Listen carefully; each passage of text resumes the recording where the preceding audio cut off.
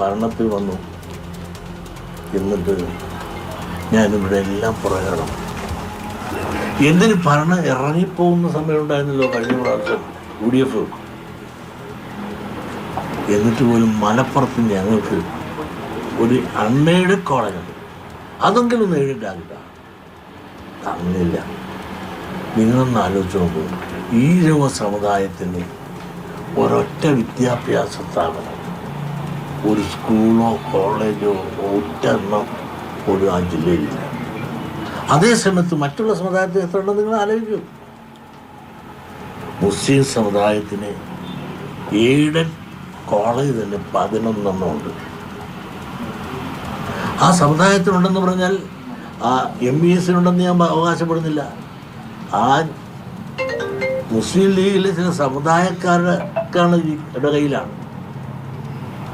പറഞ്ഞാൽ ലീഗിൻ്റെ നേതാക്കന്മാർ, പ്രമുഖരായ നേതാക്കന്മാരാണ് അതിൻ്റെ ഉടമസ്ഥർ. അതിന് സാധാരണക്കാർക്കോ മുസ്ലിമിനെ പ്രതിനിധീകരിക്കുന്ന വിദ്യാഭ്യാസ ഏജൻസിയായ MBSനല്ല, അവർക്കൊന്നോ രണ്ടേ ഉള്ളൂ.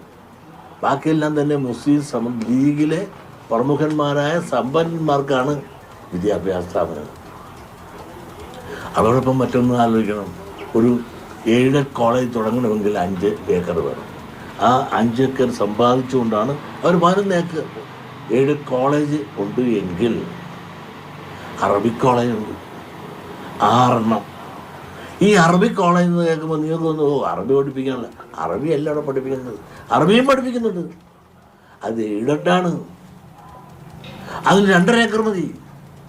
2.5 ഏക്കർ സ്ഥലം ഉണ്ടെങ്കിൽ അറബിക് കോളേജായി. അറബിക് കോളേജ് എന്ന് പറഞ്ഞ് തുടങ്ങിക്കഴിഞ്ഞാൽ UGCയുടെ സാലറിയോടുകൂടി അവിടെ അധ്യാപകരെ നിയമിച്ച് സർക്കാരിന് ശമ്പളം കൊടുക്കുകയാണ്. അപ്പോൾ ഫലത്തിൽ എത്രയായി? 11, 6, 17 എയ്ഡഡ് കോളേജുകൾ അവർക്ക് അവിടെ ഉണ്ട്. അറബിക് കോളേജിലും കോമേഴ്സും ഒക്കെ ഉണ്ട്. ഒരു തർക്കമില്ല. അതിനുള്ള നിയമവും ചട്ടവും സ്വാധീനം രാഷ്ട്രീയത്തിൽ അവർ നേടിയെടുത്തവരുണ്ടാക്കി, നല്ലത് തന്നെ. ഇതെല്ലാം നേടുമ്പോഴും നമ്മളെല്ലാം ഒന്നാണ്, പിന്നോക്കമാണ്, സംവരണമാണ്, മുന്നണിപ്പെട്ടവരാണ് എന്ന് പറഞ്ഞ് നടന്നിട്ട് ഇറങ്ങുന്ന സമയത്ത് പോലും ഞങ്ങൾക്ക് ചോദിച്ചിട്ട് ആ അൺഎയ്ഡഡ് കോളേജ് പെരുന്തമണ്ണ ഉണ്ടല്ലോ ഞങ്ങൾക്ക്, അതൊന്ന് എയ്ഡഡാക്കിയെന്താ എന്നിട്ട് പോലും തരാതെ ലീഗിലെ നേതാക്കന്മാർ ഒന്നിലധികം എയ്ഡഡ് കോളേജിൽ ലാസ്റ്റ് ഇറങ്ങിപ്പോകുന്ന ഉമ്മൻചാണ്ടി ഗവൺമെൻറ് ഇറങ്ങിപ്പോൾ പോലും ഒപ്പിട്ടെടുത്തപ്പോൾ എൻ്റെ സമുദായത്തിന് എന്ത് കിട്ടി? ഞാനൊരു മുസ്ലിം വിരോധിയല്ല. ഞാനൊരു മുസ്ലിം വിരോധിയാക്കി ആടിനെ പട്ടിയാക്കി പട്ടിയെ പേപ്പട്ടിയാക്കാനാണ് ലീഗിലെ ചില നേതാക്കന്മാരുടെ ശ്രമം. നിങ്ങളൊന്ന് ആലോചിച്ച് നോക്കും.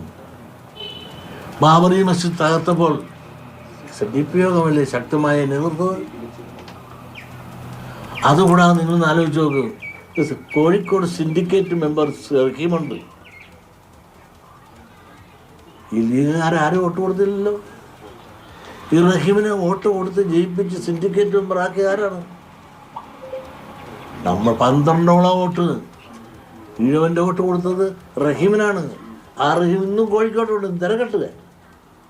ഈ ലീഗ് അവർക്ക് ഒറ്റ വോട്ട് കൊടുത്തോ? മറ്റു പലരും കൊടുത്തു. നമ്മൾ കൊടുത്ത് സൃഷ്ടിച്ചതാണ് റഹീം സിൻഡിക്കേറ്റ് മെമ്പർ. നമ്മുടെ ജാതിയിൽ ആളില്ലായിട്ടാണോ? ആ റഹീമിനെ സിൻഡിക്കേറ്റ് ആക്കില്ലേ?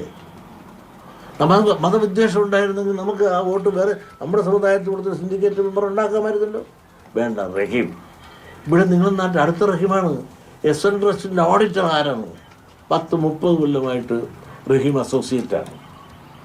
അദ്ദേഹം ആരാണ്? MESൻ്റെ ഉത്തരവാദിത്തപ്പെട്ട സ്ഥാനത്തിരിക്കുന്ന ആളാണ്. ഈ ജില്ല നമ്മൾ ആരും മാറ്റിയിട്ടില്ലല്ലോ. ഇന്ന് അനുസൂചന തുടങ്ങുകയല്ലേ. അപ്പോൾ ഒരു മുസ്ലിം വിരോധിയാണെന്ന് എന്നോട്ടാണ് അതിനെ പറ്റി പറയാൻ തുടങ്ങുന്നത്. നിങ്ങളൊന്ന് ആലോചിച്ച് നോക്കുക. അവർ എന്നെയും കൊണ്ട് നടന്നു, ഞങ്ങൾ ബായി ആയിട്ട് നടന്നു. പക്ഷെ അവസാനം വഞ്ചിക്കപ്പെട്ടപ്പോൾ ഞാൻ അവരിൽ നിന്ന്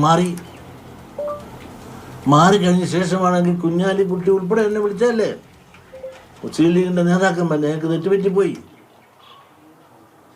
വെള്ളാപ്പള്ളി ഭരണം ഞങ്ങളുടെ കൂടെ തെറ്റുകൾ തിരുത്തി ഇങ്ങോട്ട് പോകാം.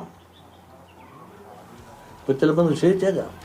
എൻ്റെ പല ഉന്നത നേതാക്കന്മാരില്ലേ ഞാൻ പറഞ്ഞു ഇനി അങ്ങോട്ട് വരുന്നില്ല.